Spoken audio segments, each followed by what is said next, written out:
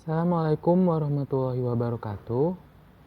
Kami dari kelompok 3 akan memaparkan proposal penelitian kami tentang pengaruh penggunaan media dalam pembelajaran daring terhadap hasil belajar mahasiswa UIN Wali Songo Semarang.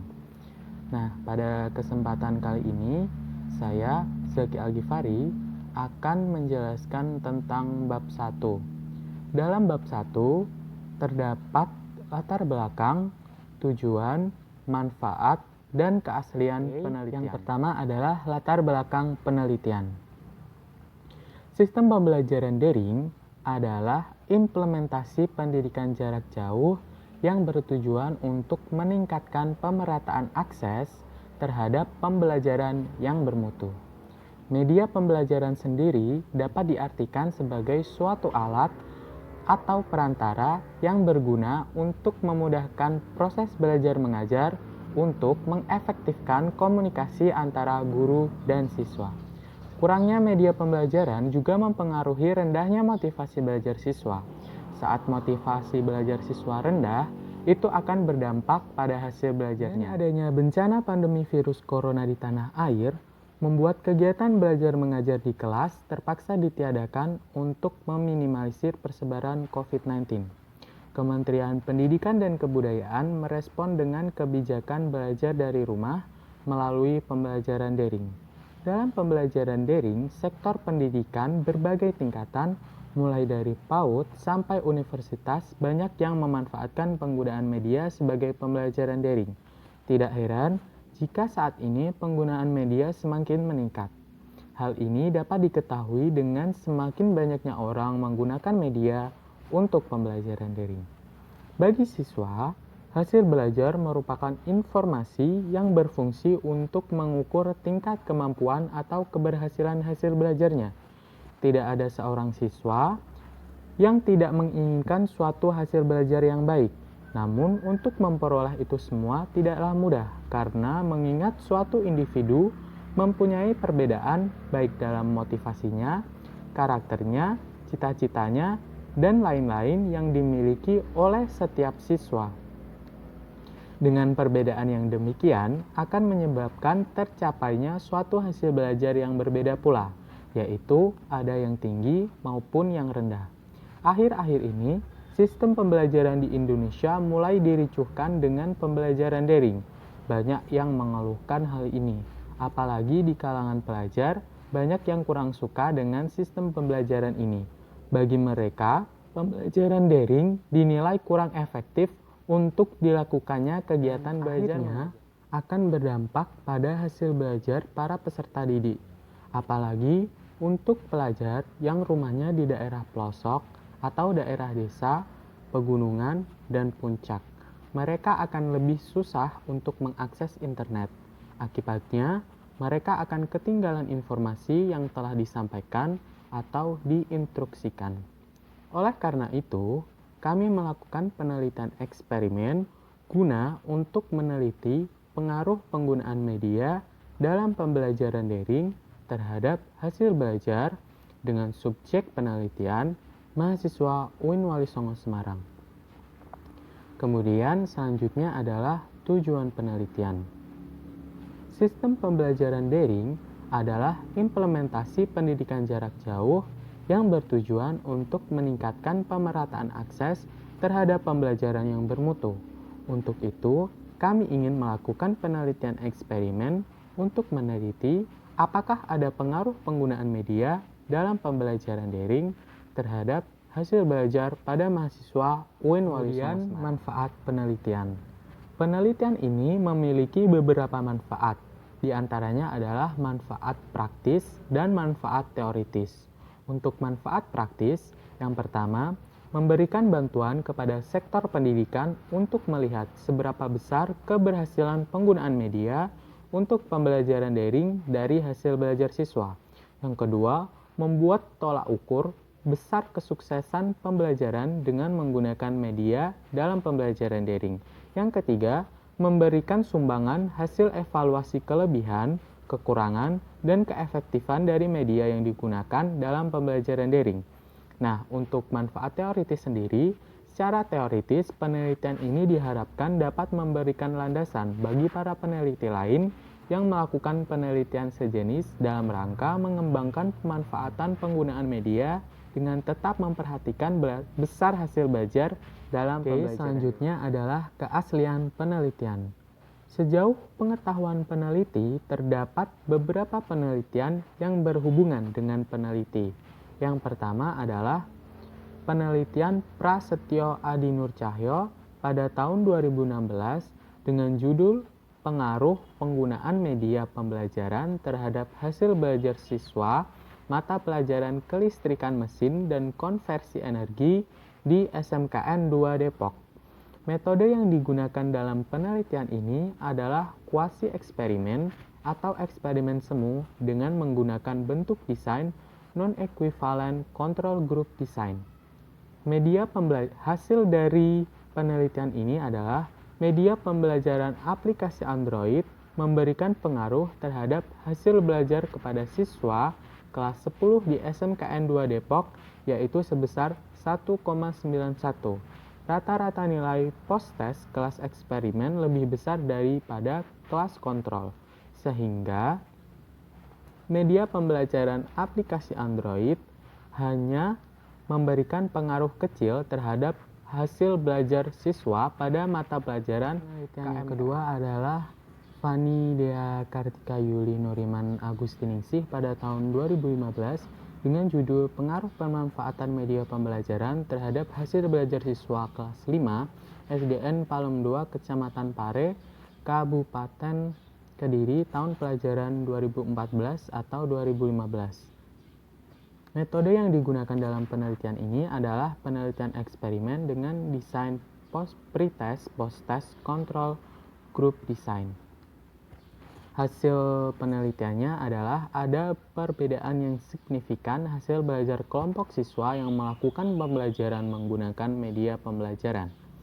Hal tersebut sesuai dengan hasil perhitungan uji T yang menunjukkan nilai T hitung lebih besar dari nilai T tabel, yaitu 5,524 lebih besar dari 2,024 pada taraf signifikan 5%, sehingga H0 ditolak dan HA diterima.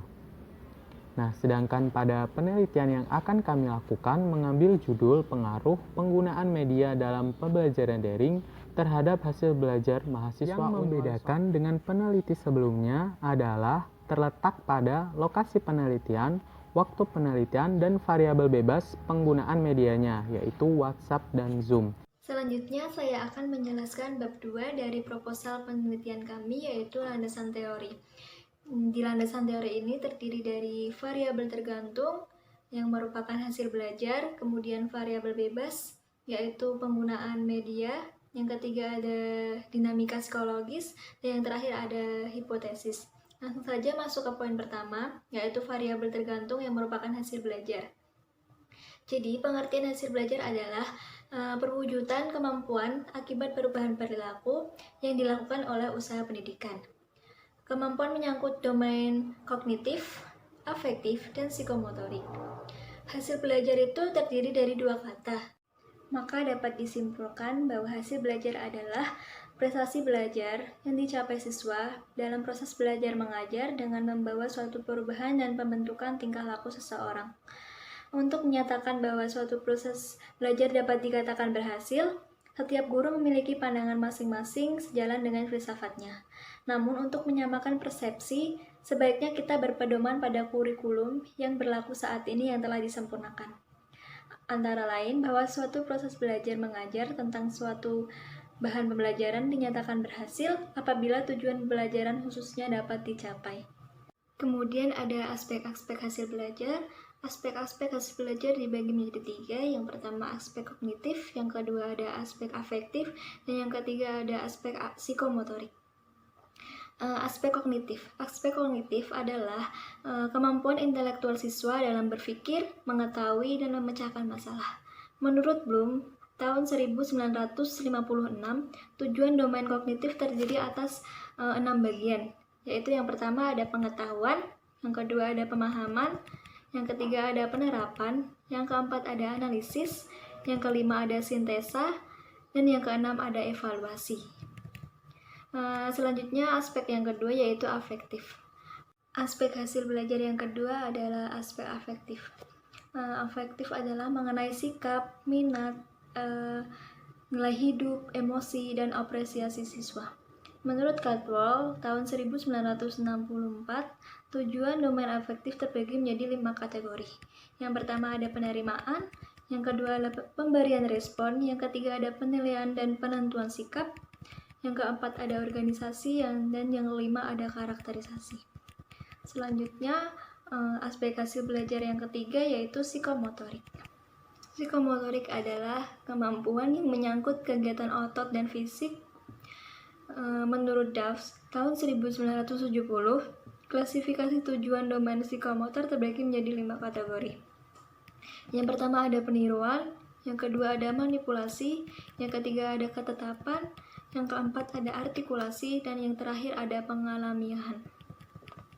Dari penjelasan di atas dapat dilihat bahwa domain psikomotorik dalam taksonomi instruksional pengajaran adalah lebih mengorientasikan pada proses tingkah laku atau pelaksanaan, di mana sebagai fungsinya adalah untuk meneruskan nilai yang terdapat lewat kognitif dan diinternalisasikan lewat afektif, sehingga mengorganisasi dan diaplikasikan dalam bentuk nyata oleh domain psikomotorik ini. Selanjutnya ada faktor yang mempengaruhi hasil belajar. Keberhasilan belajar peserta didik dalam belajar disebabkan oleh beberapa faktor yang mempengaruhi pencapaian hasil belajar, baik faktor internal maupun faktor eksternal. Faktor internal itu ada kesehatan. Kesehatan jasmani dan rohani memiliki pengaruh yang sangat besar terhadap kemampuan belajar. Selanjutnya ada faktor intelijensi dan bakat. Kedua aspek kejiwaan ini besar sekali pengaruhnya terhadap kemampuan belajar. Individu yang memiliki intelijensi baik umumnya tidak mengalami kesulitan dalam belajar. Kemudian yang ketiga ada minat dan motivasi. Minat dan motivasi adalah dua aspek psikis yang memiliki andil besar terhadap pencapaian hasil belajar. Kemudian yang keempat ada cara belajar. Cara belajar ini setiap individu itu berbeda-beda. Ada anak yang dapat menyerap materi pembelajaran dengan cepat, baik dengan cara visual, audio, ataupun dengan kinestetik, yaitu dengan gerak motoriknya, misalnya dengan cara berjalan-jalan dan mengalami langsung aktivitas belajarnya. Kemudian faktor yang kedua yaitu faktor eksternal. Faktor eksternal ini ada keluarga, ada sekolah, dan masyarakat, dan yang terakhir lingkungan sekitar. Selanjutnya ada landasan teori yang kedua yaitu variabel bebas yang merupakan penggunaan media pembelajaran.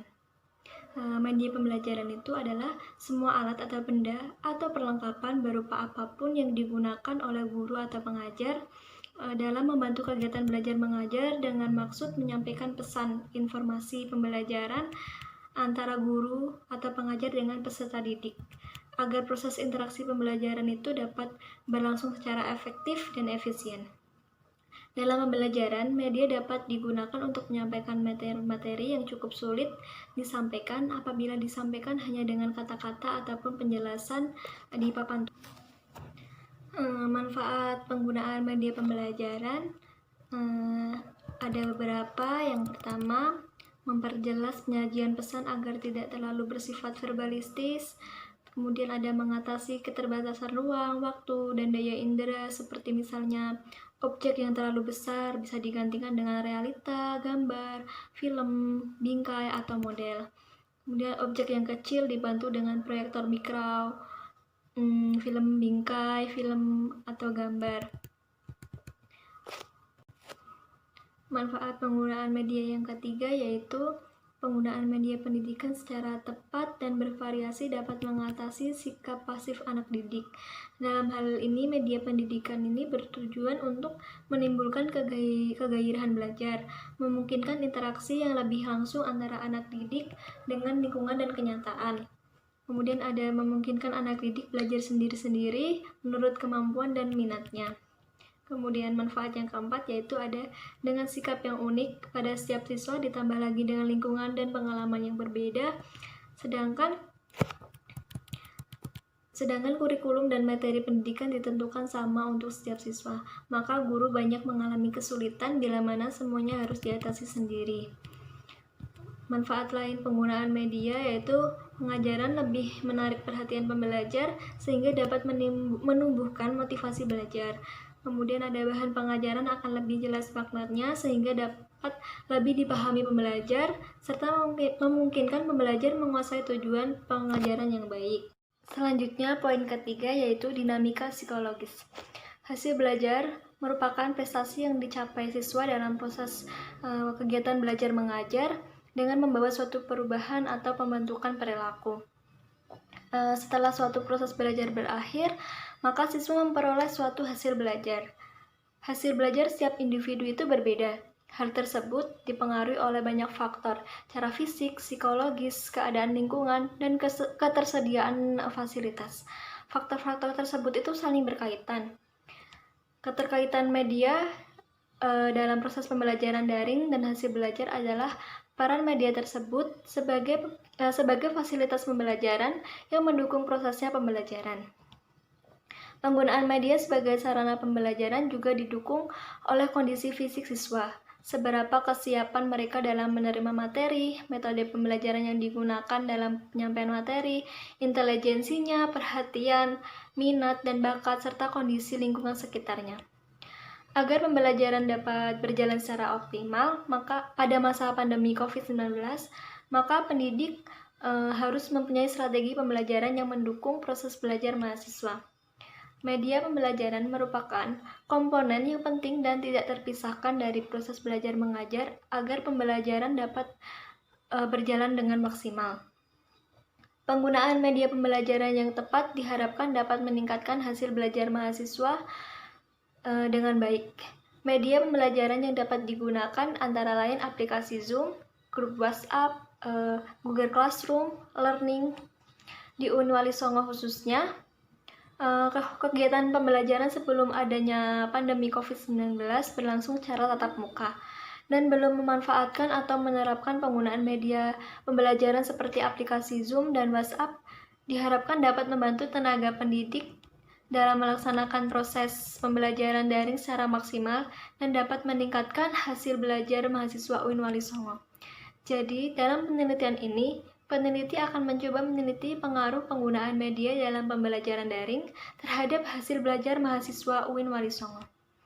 Poin keempat yaitu hipotesis. Dari landasan teori dan dinamika psikologis di atas, maka penelitian ini dirumuskan hipotesis yaitu ada pengaruh penggunaan media dalam pembelajaran daring terhadap hasil belajar mahasiswa UIN Wali Songo. Saya akan memaparkan proposal penelitian eksperimen kami yaitu pengaruh media dalam pembelajaran daring terhadap hasil belajar mahasiswa UIN Wali Songo. Yang pertama kita bahas yaitu mengenai metodologi penelitian. Metode penelitian kelompok kami akan menggunakan metode kuantitatif. Tujuannya yaitu untuk menguji hipotesa dari data-data yang sudah kami kumpulkan dan sudah kami konsep sebelumnya. Pendekatannya, kelompok kami akan menggunakan pendekatan persuasif, di mana nantinya kelompok kami akan mendekati subjek secara langsung untuk mendapatkan data dan juga informasi yang kami perlukan selama penelitian. Data-data tersebut mencakup hasil belajar mahasiswa dan juga kendala-kendala yang mereka alami selama menjalankan proses pembelajaran daring. Tempat penelitiannya, kelompok kami akan menggunakan gedung B di Fakultas Psikologi dan Kesehatan Universitas Islam Wali Songo.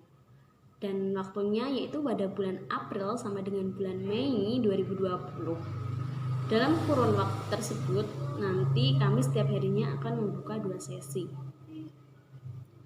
Dan subjeknya yaitu mahasiswa semester 4 jurusan Psikologi di Universitas Islam Wali Songo, yakni yaitu mahasiswa angkatan 2018, di mana pada semester 4 ini angkatan tersebut terdiri dari 4 kelas yaitu A, B, C, dan D.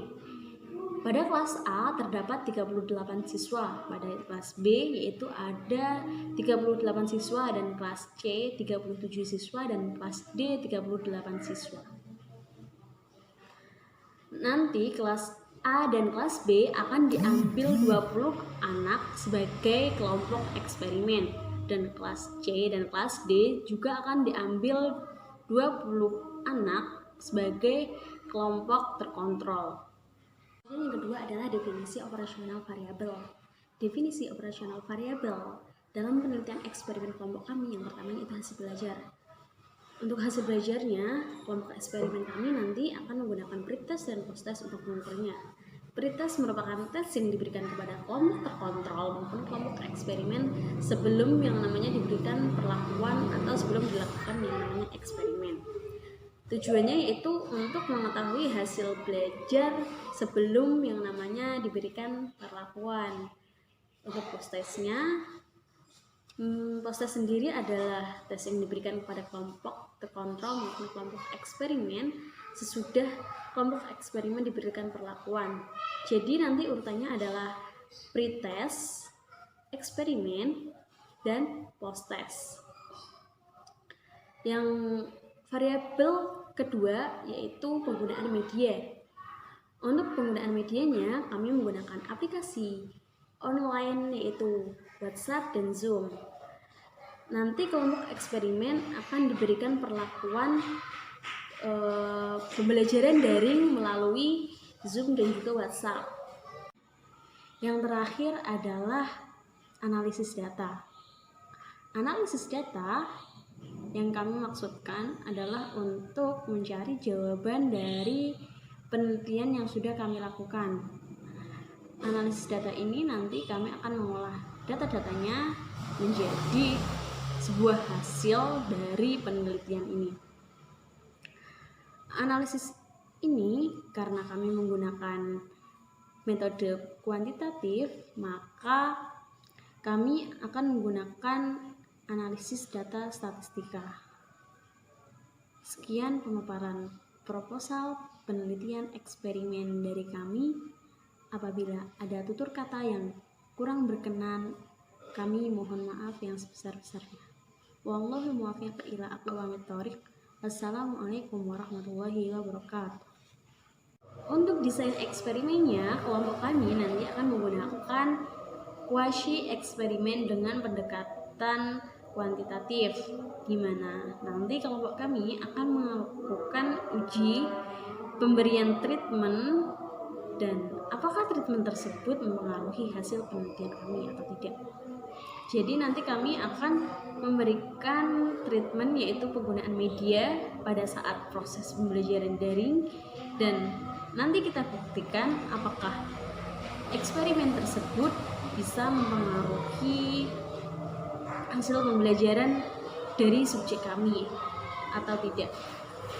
Dan desainnya sendiri nanti kami menggunakan non-equivalent control group design, di mana nanti kami akan membentuk dua grup, yaitu grup A dan grup B. Grup A nantinya akan kami jadikan sebagai kelompok eksperimen, dan grup B akan dijadikan kelompok terkontrol. Dan keduanya nanti akan diberikan yang namanya pretest dan posttest. Selanjutnya yaitu variabel penelitian dan juga definisi operasionalnya. Yang pertama kita bahas yaitu mengenai identifikasi variabelnya. Variabel yang kita gunakan yaitu variabel terikat dan juga variabel bebas. Variabel terikatnya yaitu berupa hasil belajar. Hasil belajar adalah keberhasilan yang dicapai oleh siswa atau prestasi yang dicapai oleh siswa setelah para siswa itu menjalani proses pembelajaran. Hasil belajar itu bisa diwujudkan dalam bentuk angka ataupun yang lainnya lah. Dan manifestasinya itu dapat berupa perubahan tingkah laku atau penambahan pengetahuan dan juga pengalaman yang didapat oleh siswanya. Dan yang kedua yaitu variabel bebas. Variabel bebasnya kami menggunakan penggunaan media dalam proses daring. Penggunaan media yang kita gunakan di sini yaitu WhatsApp dan Zoom. Yaitu prosedur penelitian eksperimen. Material yang harus dipersiapkan yaitu alat tulis, lembar penulisan data, alat elektronik yang sudah menginstal aplikasi Zoom dan juga WhatsApp, dan pedoman praktikum psikologi eksperimen. Dalam proses penelitian ini, nantinya kami akan membagi subjek menjadi 2 kelompok, yaitu kelompok eksperimen dan juga kelompok terkontrol. Di mana nanti setiap kelompok terdiri dari 20 anak yang sudah kami pilih secara random dengan kriteria subjek tersebut belum pernah melakukan tugas yang sama dengan penelitian yang kami lakukan. Yang kedua yaitu subjek adalah mahasiswa psikologi angkatan 2018 di Universitas Islam Negeri Wali Songo. Prosedurnya yaitu nanti yang pertama adalah kelompok terkontrol dan juga kelompok eksperimen akan diberikan instrumen yang sama.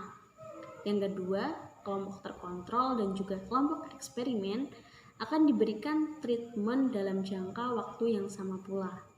Yang ketiga, kelompok eksperimen dan kelompok terkontrol nanti akan menjalankan yang namanya pretest dan posttest dalam waktu bersamaan. Dan yang terakhir, nanti kelompok eksperimen dan kelompok terkontrol interaksinya akan dibatasi oleh peneliti supaya penelitiannya nanti penilaiannya tetap objektif.